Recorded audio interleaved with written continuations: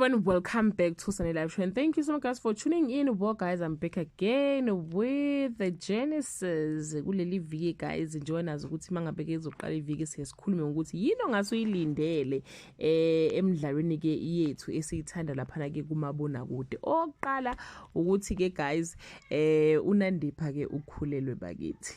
uNandipha ukhulelwe khona lapha ya emkhukhwini, asazi noma uzosikhipha isisu noma ke uzosenze njani.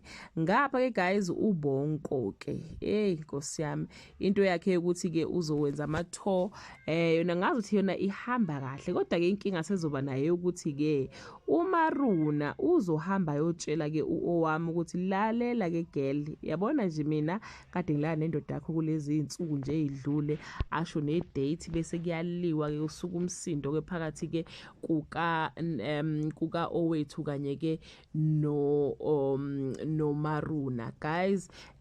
Futhi ke uzothola ukuthi ngempela yiqiniso ke uOwami, njengoba ke uBonko ezofika endlini azobuza uMaruna ukuthi ke why ukhuluma indaba zethu zokuthi mina ngalala nawe, befaya ngabe kuyimfihlo yethu le was supposed to be between the two of us lonto, kanti usho lonto leyo nje owethu ke ukhona phakathi. Asazi noma relationship yakho guys izoqhubeka noma you can hope ukuthi uMaruna will get married, will finally be happy with ke uBonko.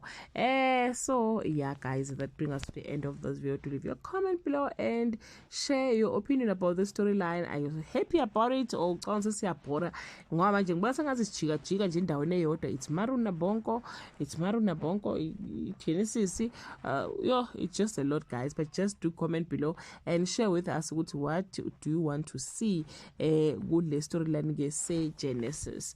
Bye.